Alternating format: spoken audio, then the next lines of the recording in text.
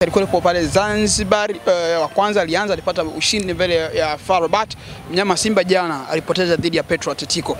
Ya uwezekano ulipata bahati ya kutazama michezo au kupata bahati ya kutazama kwa sababu ulikuwa safarini. Nataka uniambie ni ishara gani kwa Young Africans kupata ushindi kwenye mechi ya kwanza, kundi ambalo watu wengi waliamini ni gumu, na baadhi yao wakaamini kwamba Young Africans anaweza siokote alama hata moja, lakini anapata ushindi kwenye mchezo wa kwanza dhidi ya FAR Rabat.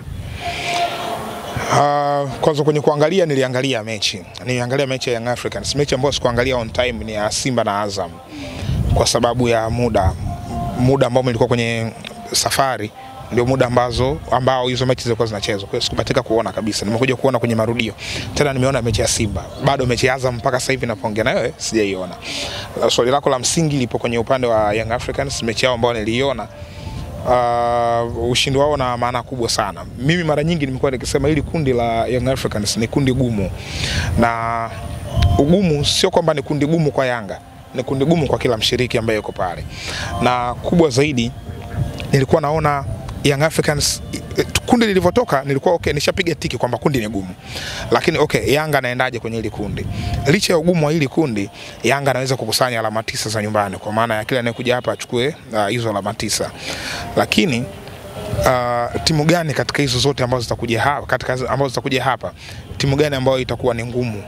Kwa haraka nilikuwa naona FAR Rabat kuliko Ahli. FAR Rabat nilikuwa nawaheshimu zaidi. Nasema hawa ndo mpinzani mgumu zaidi kwa Young Africans akiwa nyumbani, kwa kuzingatia fomu yao, ubora wao ambao wako nao tangu msimu uliopita mpaka sasa hivi. Kwa hiyo alikuwa anawapa heshima zote kubwa. Lakini Young Africans kachukua alama, kwa maana ya alama 3 zote kazibeba. Na unaona ushindi wenyewe mwembamba wa goli 1-0. Ushaona? Na wale kuna goli lao lilitiwa doa lile.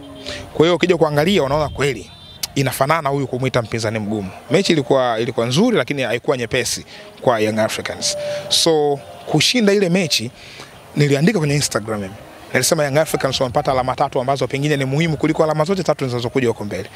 Yaani Yanga walikuwa wanatakiwa kushinda ile mechi kwanza. Kwa nature ya kundi lilivyo, ukiharibu mechi moja nyumbani, upo katika hatari kubwa sana ya kutokwenda, kwa sababu una garantia kumfunga yote kwake pale. Kwa hiyo Young Africans, kwa sababu ndio mpinzani mgumu na kachukua alama 3, maana yake ni alama bora zaidi, yani kwenye kuanza kwao ni alama bora zaidi. Good thing mechi inayokuja ni mechi dhidi ya JS Kabylie. Ni mpinzani ambaye katika wale wapinzani watatu ambao wako pale kwenye kundi, JS Kabylie ndio mpinzani ambaye Young Africans naona anaweza kupambana akaenda kavuna angalau alama kwa JS Kabylie. Kwa hiyo ratiba imewaanzia vizuri. Hii mechi yao ambao wameshinda hapa ni mechi muhimu kwao kushinda. Ilikuwa ni kwa namna yote lazima washinde. Mungu kawajalia, wamecheza vizuri, wameshinda. Yeah.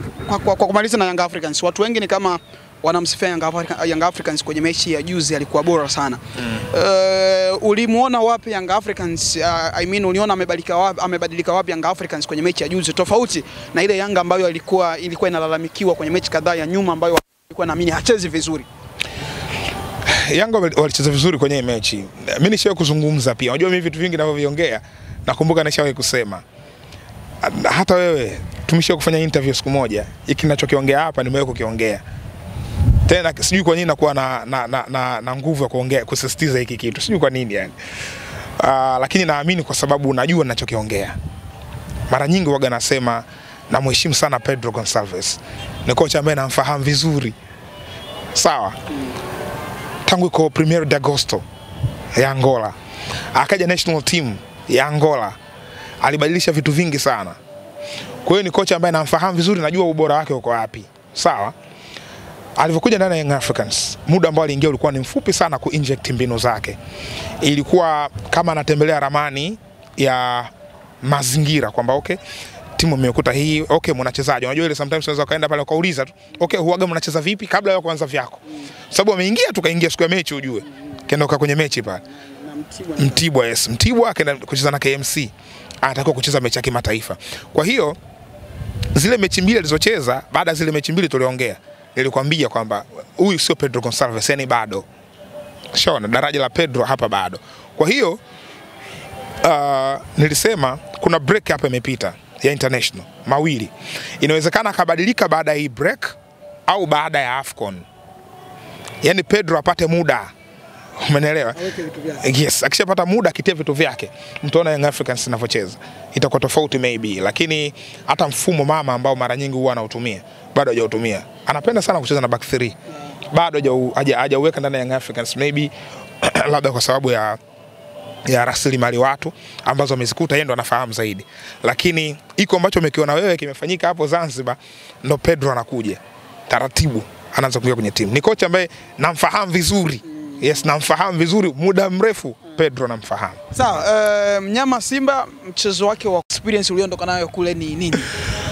Algeria, daraja la maendeleo tu ni kubwa. Ule mji wao mkuu Algiers ndo kioo. Unajua mataifa mengi kama sio yote, mengi anakuwa na ule mji ambao ni kioo, mji ambao unakaribisha sura ya nchi. Kwa mfano sisi kwetu ukizungumzia Dar es Salaam nzuri, amini ukisema Tanzania ni nzuri au mbaya kwa maana ya muonekano wa majengo, basi utarifa Dar es Salaam. Yaani uwezekani wewe ukatoka zako huko kwenu, ukaenda Songea kwenu, alafu karudi kwenu ukasema Tanzania mbaya kwa kuona Songea. Mbinga ndo Songea kwenyewe huko Ruvuma huko.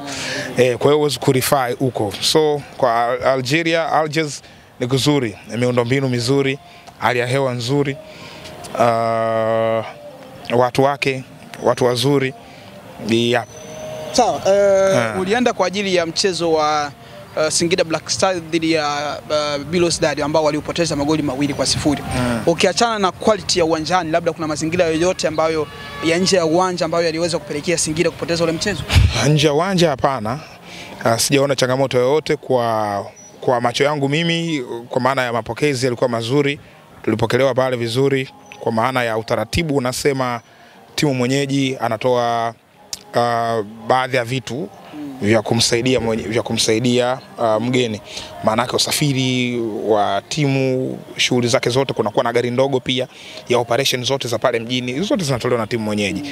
Kwa hiyo walipata, kwa macho yangu walipata, lakini pia viongozi wao walithibitisha katika baadhi ya mahojiano kwamba walipata stake zao zote kutoka kwa wapinzani kama ambavyo inatakiwa, na uwanjani walienda, matokeo yalikuwa fair tu, hatukuona yale mazingira ya kubanwa kwa Singida kwa mazingira yote ya nje.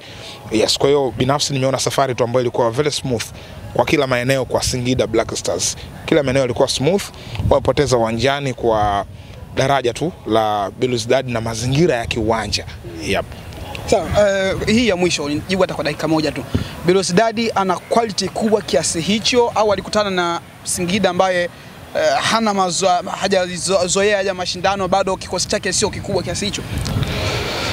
Kwenye swala la qualities, wote wana qualities nzuri. Belouizdad ana quality nzuri, Singida ana quality nzuri, lakini advantage kubwa kwa Belouizdad, timu yao ni ya muda mrefu, hilo ulijue. Wanayo muda mrefu, na Belouizdad tangu 2019 na 20 wamekuwa wakifanya vizuri katika ligi ya ndani. Wamebeba ubingwa back to back mara 4. Lakini timu ambayo ina uzoefu wa kutosha kama timu katika michuano ya CAF wameshashiriki sana. Hiyo ni miongoni mwa vitu ambavyo vimewapa advantage, lakini kubwa zaidi pia uwepo wa mashabiki wao uwanjani ambao walikuwa wanashangilia kwa nguvu kwa ajili ya kuipa hamasa timu yao ili iweze kufanya vizuri. So kwenye swala qualities, Belouizdad yes wana quality. Inawezekana kwa quality zote zinafanana, lakini Belouizdad ana zile extra advantages ambazo Singida alikuwa anazikosa. Ya kimazingira, hali ya hewa kwa wakati huu kwa Algeria ni baridi kali usiku.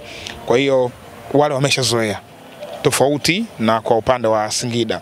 Lakini eneo jingine ni eneo la supporters. Nime experience Belouizdad sio timu yenye mashabiki wengi sana pale Algiers, lakini wale wachache ambao waliingia kwa asilimia kubwa walikaa katika upande mmoja, yani walichagua ili kupata wingi katika a certain stand. Kwa hiyo kwenye jukwaa fulani walikuwa wamekaa wote, walikuwa wamekaa nyuma ya lango, na ni kama wanajua wale jamaa, kwa maana ya upande ambao wamekaa wao ndio upande ambao Singida walianza, kwa maana ya golikipa wao Hussein Masalanga alikuwa pale, wakapiga pressure wale mashabiki, hali ambayo ilipelekea kuruhusu magoli 2 ya haraka. Pressure kubwa sana wamepiga, wakatumia energy kubwa, wakapata magoli 2. Kwa hiyo ni advantages za ziada ambazo Singida walizikosa katika mechi. Sawa, hapa Tanzania michezo miwili